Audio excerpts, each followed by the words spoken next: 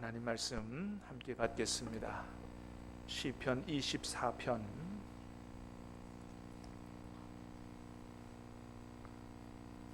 시편 24편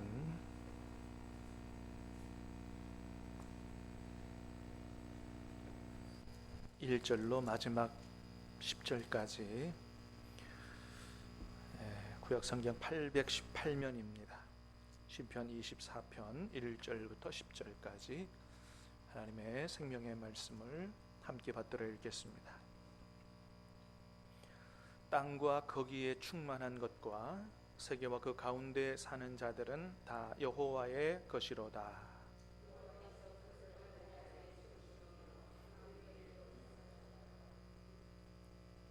여호와의 산에 오를 자가 누구며 그의 거룩한 곳에 설 자가 누구인가?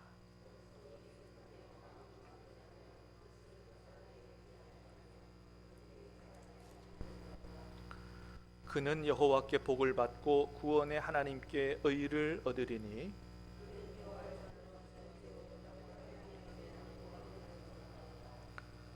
문들아 너희 머리를 들지어다. 영원한 문들아 들릴지어다. 영광의 왕이 들어가시리로다.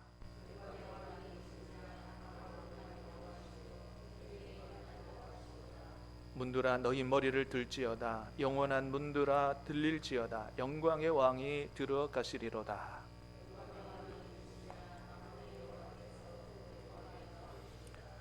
아멘. 오늘 이 밤에도 우리 주님을 꼭 만나고 돌아가시기를 주님의 이름으로 축복합니다.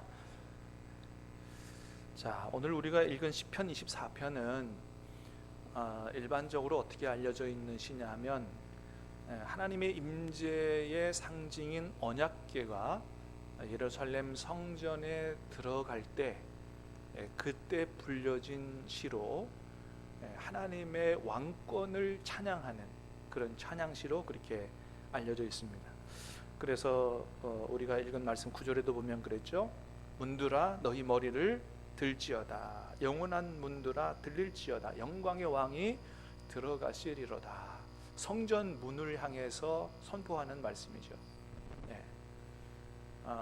하나님이 들어가신다. 성전의 문아 열릴지어다.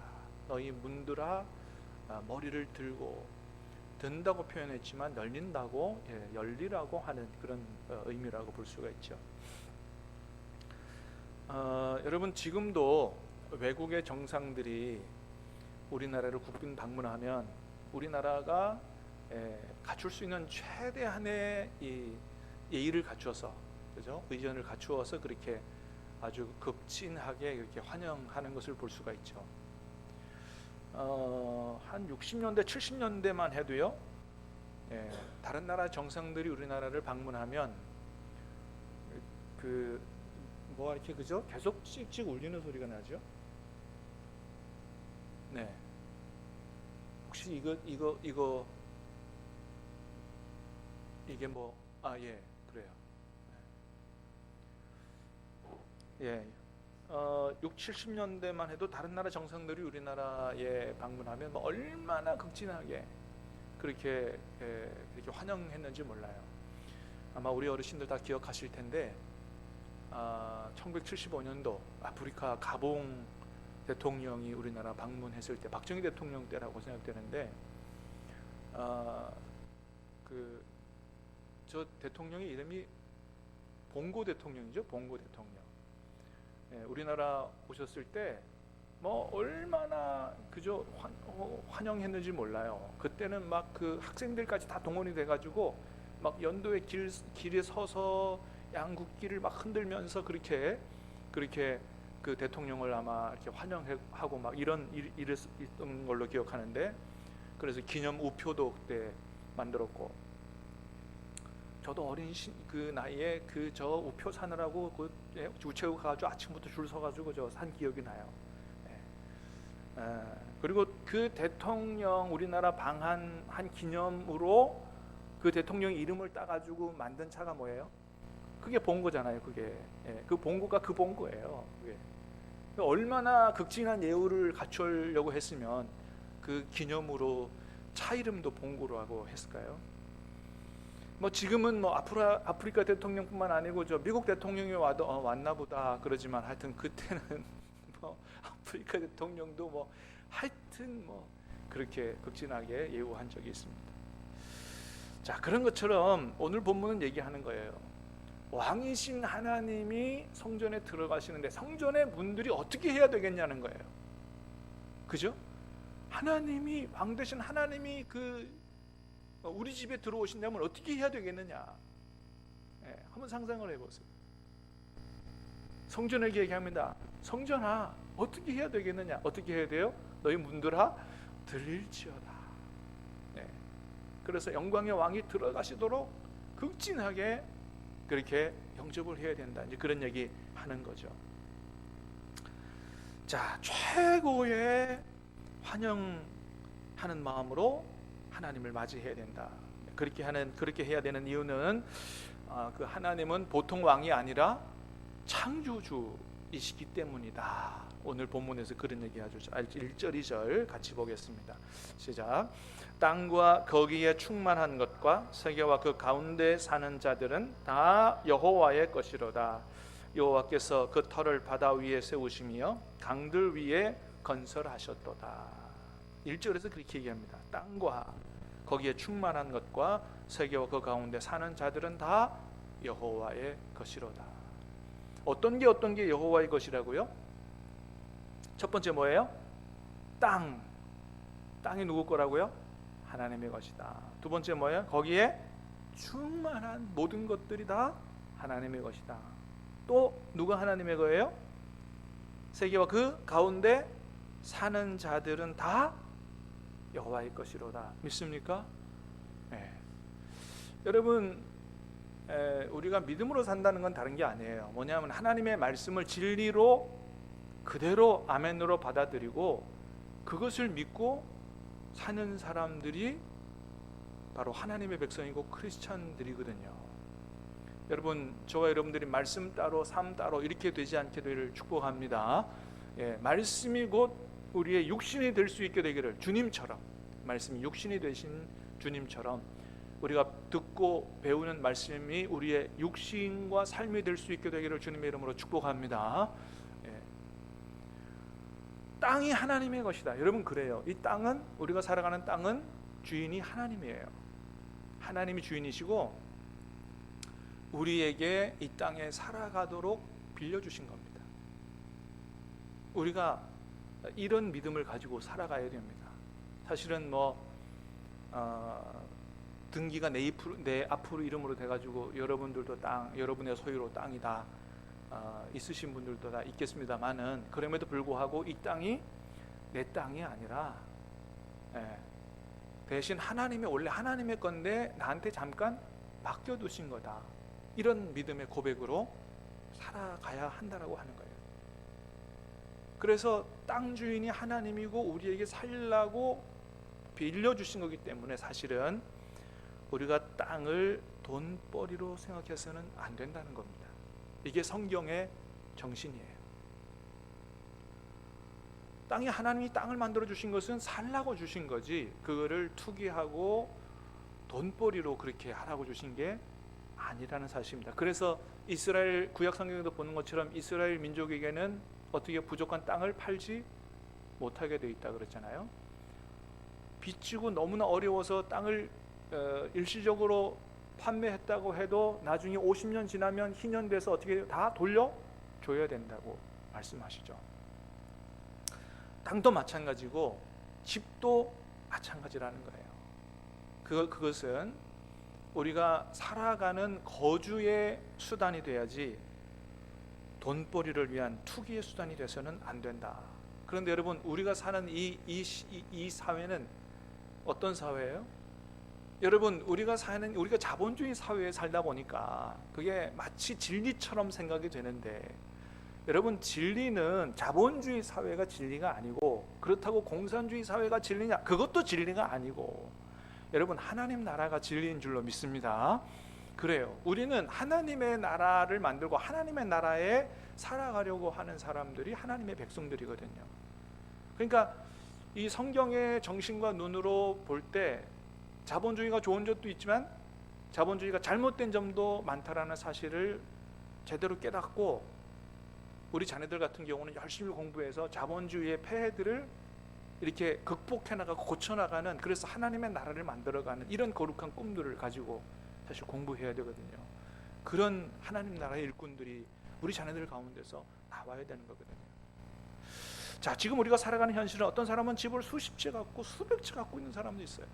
어떤 사람은 막 너무 많이 갖고 있고, 어떤 사람은 집 한 채 평생 일해도 잘 갖지 못해서 너무너무 어렵게 살아가는 사람들이 많이 있다는 거죠. 얼마 전에도 뉴스 보니까 빌라왕인가요? 빌라가 그 사람 이름 앞으로, 물론 그 사람은 진짜 또 그 사람 게 아니고 또 다른 사람에게 명의만 또 빌려주고 또 그렇게 했더만요. 하여튼 수십 채 갖고 있는 그런 사람이 있었는데, 여러분, 우리나라의 아파트 값이 이렇게 비싸게 오르는 이유가 어디 있을까요? 여러 가지 이유가 있지만 바로 그런 게 이 집값 상승의 문제가 되는 거죠. 어떤 사람, 많이 갖는 사람은 너무 많이 가죠. 막 그런 쪽에 눈이 팍 이렇게 밝은 사람들은 빨리 그냥 많은 것들을, 물량을 확보하고 다른 사람이 가져가지 못하도록 그렇게 하니까 아파트 값이 막 점점 더 올라가는 거죠. 그런데 우리 크리스찬들만이라도 이 성경의 정신을 따라서 부동산의 집과 땅은 거주의 목적으로 그렇게 사용하도록, 이용하도록 우리가 그런 마음을 가지고 살 필요가 있다. 그럴 때 이 땅에 조금이라도 하나님의 나라가 임하지 않겠나 하는 것입니다. 오늘 여러분 하나님 말씀하십니다. 땅은 누구의 거라고요? 땅은 하나님의 것이로다. 이 말씀 마음에 새기고 살아가는 저와 여러분 될 수 있기를 축복합니다. 자, 그리고 땅만 아니고 뭐도 하나님의 것이라 그랬어요? 세 번째는 사람도 하나님의 것이라 그랬어요. 세계와 그 가운데 사는 모든 사람들이 다 하나님의 것이다. 그러니까 우리도 누구 거예요? 하나님의 것입니다. 믿습니까? 우리도 하나님의 거예요. 그럼 우리가 하나님의 것이라면 우리가 가지고 있는 모든 것도 다 누구 거예요? 하나님의 것입니다. 이걸 진짜 믿느냐는 거죠. 중요한 거는 정말 믿느냐, 정말 믿고 고백한다면 그렇게 살 수 있어야 이게 진짜 믿음이잖아요. 그래서 하나님께서 원하실 때, 주께서 쓰시겠다 할 때 정말로 내어 드릴 수 있는 이런 믿음이 있어야 진짜 하나님의 말씀을 믿는 사람이다라고 하는 것이죠. 여러분, 우리가 그런 믿음을 가지고 정말로 주님께서 내게 맡기신 거요, 주님께서 원하실 때 드릴 수 있는 믿음을 가질 때 하나님은 기뻐하시고 더 큰 것을 우리에게 맡기셔서 물질이 하나님 뜻대로 바로 사용할 수 있도록 하나님이 축복해 주실 줄로 믿습니다. 우리 모두가 그런 믿음을 가져야 되겠다. 자, 1, 2절에서 말씀하신 것처럼 이 온 세상의 창조자이시고 주인 되신 하나님 앞에 나아가서 예배를 드릴 만한 사람이 어떤 사람이냐, 3, 4절에서는 그 말씀해요. 한번 3절 보겠습니다. 시작. 여호와의 산에 오를 자가 누구며 그의 거룩한 곳에 설 자가 누구인가. 여호와의 산에 오를 자가 누구며 그의 거룩한 곳에 설 자가 누구인가. 그의 거룩한 곳은 성전을 의미합니다. 성전에 설 자가 누구냐, 성전에 서서 예배할 자가 누구냐. 자, 그러므로 여호와의 산이라고 하는 건 어디를 가리키냐면 여호와의 성전이 있는 예루살렘을 가리키는 거예요. 예루살렘을 여호와의 산이라고 표현했습니다. 왜 그랬냐면 예루살렘은요, 산꼭대기에 있는 도시예요. 산꼭대기에 해발 한 800m. 그러니까 우리 저 뒤에 엄광산이 몇 미터나 될까요? 한 400m 될까요? 그거 2배 높은 데 있어요. 2배 높은 데. 그래서 여러분, 잠깐 제가 그 예루살렘 도시 그 평면도를 하나 보여드렸는데 제일 높은 데가 어디라고요? 예루살렘. 오른쪽으로, 여러분들 보시 오른쪽으로 내려오면 예리고라고 있죠. 그죠? 예리고. 그 밑에가 데드시라고 사해예요. 사해. 그래서 여기 지금 점선으로 된 게 뭐냐 하면 저게 그걸 뭐라 그래요? 하여튼 그 바다죠, 바다. 예. 그래서 여리고는 해저에 있습니다.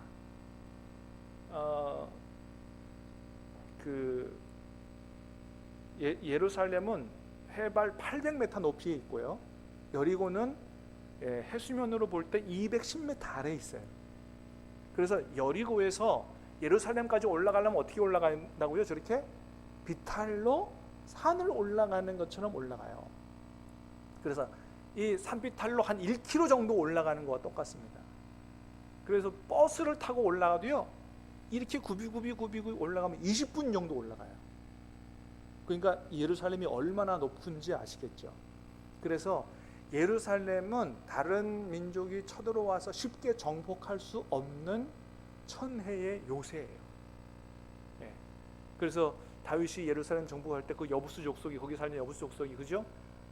니들이 어떻게 여기를 정복하느냐고 비웃었잖아요. 네. 그만큼 쉽게 정복당할 수 없는 산꼭대기에 있으니까 그렇습니다. 그래서 여호와의 산이라고 하는 거예요. 그 여호와의 산, 그 거룩한 곳, 그 하나님의 성전이 있는 곳에 예배하러, 거기에 설 자, 예배하러 갈 자가 누구냐? 자, 4절 시작. 그 손이 깨끗하며 마음이 청결하며 뜻을 허탄한 데 두지 아니하며 거짓 맹세하지 아니하는 자로다. 이런 사람이 하나님의 거룩한 곳 성전에 나가서 예배할 수 있다는 것입니다. 첫 번째, 손이 깨끗한 사람. 이건 뭐예요? 손 자주 씻는 사람이라는 얘기가 아니라 뭐예요? 손으로 하는 모든 일이 깨끗한 사람. 이 손으로 하는 모든 일, 뭐 직업도 마찬가지고, 네, 그렇게 사는 사람. 두 번째는 뭐예요? 마음이 청결하며. 행위만이 아니라 우리 하나님은 중심을 보시는 하나님이시기 때문에 마음까지 청결하고 깨끗한 사람. 이런 사람이 하나님의 전에 올라가 예배할 수 있는 사람이다. 하나님을 배울 수 있는 사람이다. 세 번째는 뜻을 허탄한 데 두지 아니하며.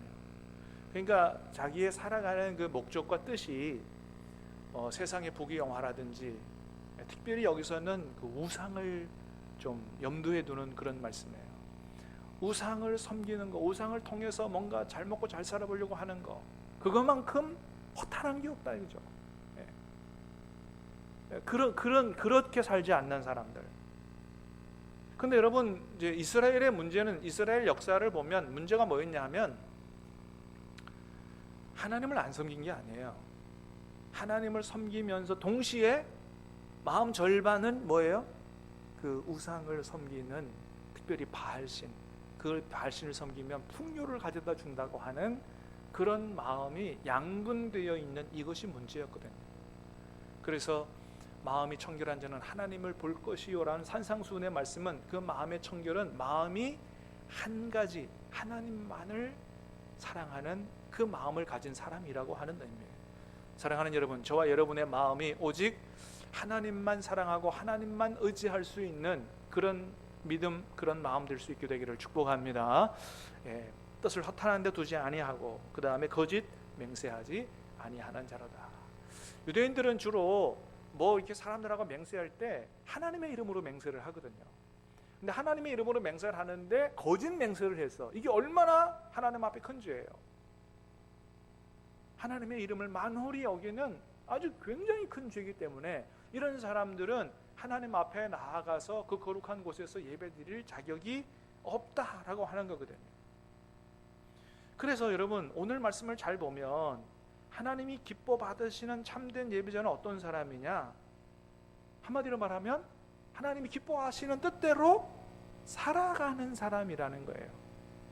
하나님께서 원하시는 대로 살아가는 삶이 있는 사람, 이런 사람이 하나님이 원하시는 참 예배자다.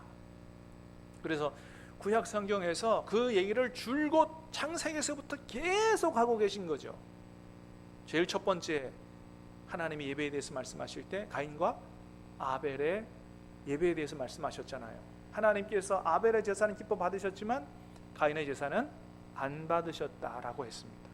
안 받으신 이유가 뭐예요? 제물의 문제가 아니라 예배자의 문제였다. 그래서 아벨과 그 제물은 받으셨으나 가인과 그 제물은 받지 않으셨다. 가인과 그 제물을, 그러니까 가인의 제물을 안 받기 전에 뭐부터 안 받으셨다고요? 가인을 안 받으셨다는 거예요. 가인과 그 제물이에요. 하나님이 고기는 좋아하시고 곡식은 싫어하시는 이런 하나님이 아니다. 레위기에 보면 곡식 제사가 있잖아요.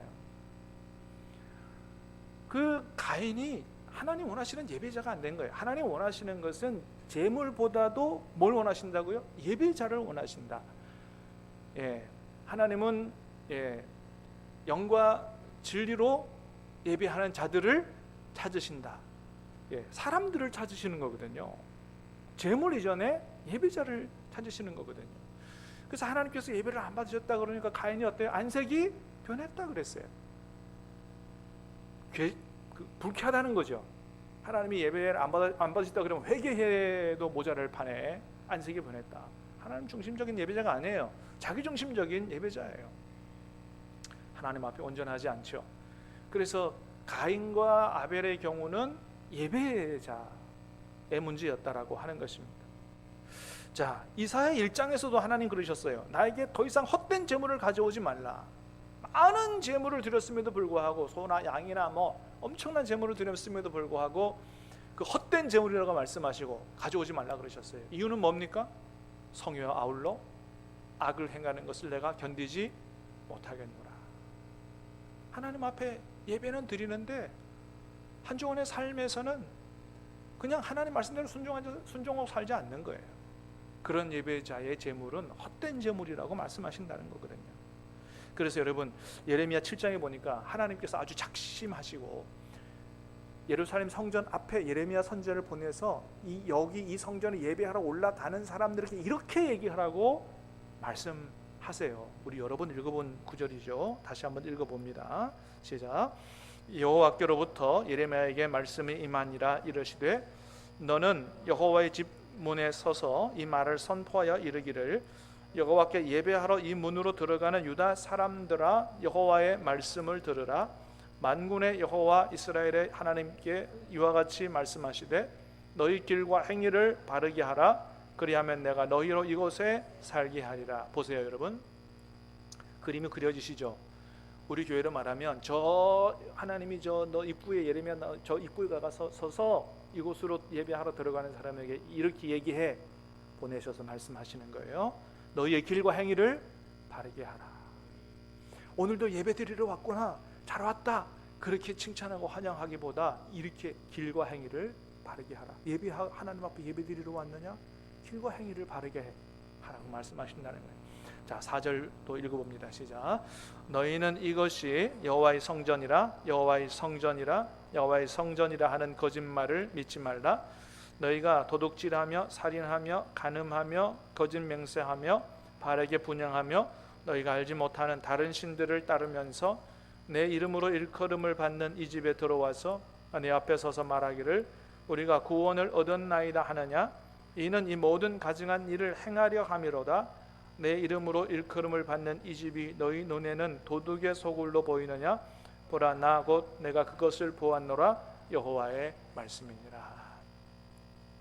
그러니까 하나님 하시는 말씀은 세상에 살면서 도둑질도 하고 여러 가지 많은 죄를 지으면서 하나님 앞에 여전히 예배하러 나온다는 거예요. 그러니까 회개하는 마음이 없다는 겁니다. 죄를 지을 수는 있어요. 하나님도 아세요. 그러기 때문에 뭘 주신 거예요? 용서받을 수 있는 길을 주신 거예요. 거기서 그래서 레위기에 보면 짐승을 잡아서 그 피로 하나님 앞에 제사 드릴 때, 번제를 드릴 때 죄가 용서된다고 말씀하셨잖아요. 우리가 죄 하나도 안 짓고 완벽하게 하나님께서 원하시는 그런 삶을 살고 그렇게 하나님 앞에 온전한 예배자가 되면 더 바랄 게 없지만 우리가 연약하고 부족하고 영적 전쟁에서 쓰러지고 지고 패배하고 그래서 죄를 지을 수는 있으나 어떻게 해요?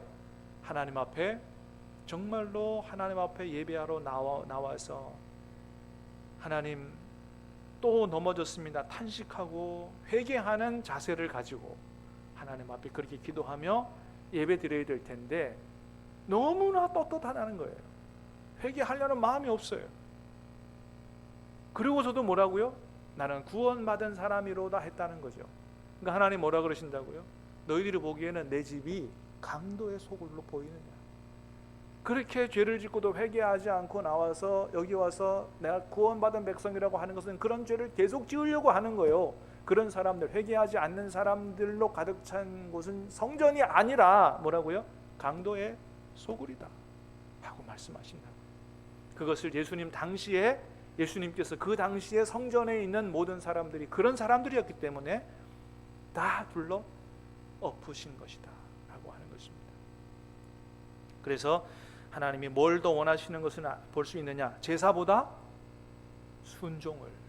믿습니까? 제사보다 순종을 해요.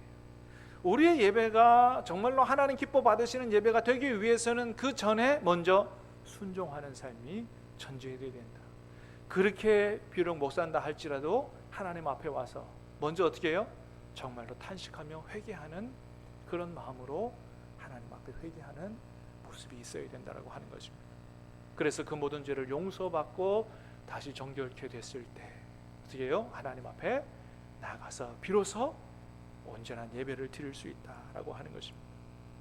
자, 그래서 그렇게 순종하는 삶으로 하나님 앞에서 바른 예배자의 삶을 살아가는 사람은 자, 이렇게 복을 받는다 그랬어요. 5절, 6절 시작. 그는 여호와께 복을 받고 구원의 하나님께 의를 얻으리니. 할렐루야. 여러분, 하나님 앞에 온전한 예배자, 하나님 기뻐하시는 예배자, 여러분 하나님이 반드시 그 예배를 통해서 복을 주실 줄로 믿습니다. 하나님이 복을 주신다는 거예요. 출애굽기에도 약속되어 있고, 여러분 그렇지 않겠어요? 하나님 기뻐하시는 예배를 드리는데 어떻게 하나님이 복을 안 주시겠어요? 그래서 우리가 온전한 예배자의 모습을 갖추는 게 대단히 중요한 것이죠. 그 다음에 구원의 하나님께 의를 얻으리니, 의롭다 말씀하신다는 거죠.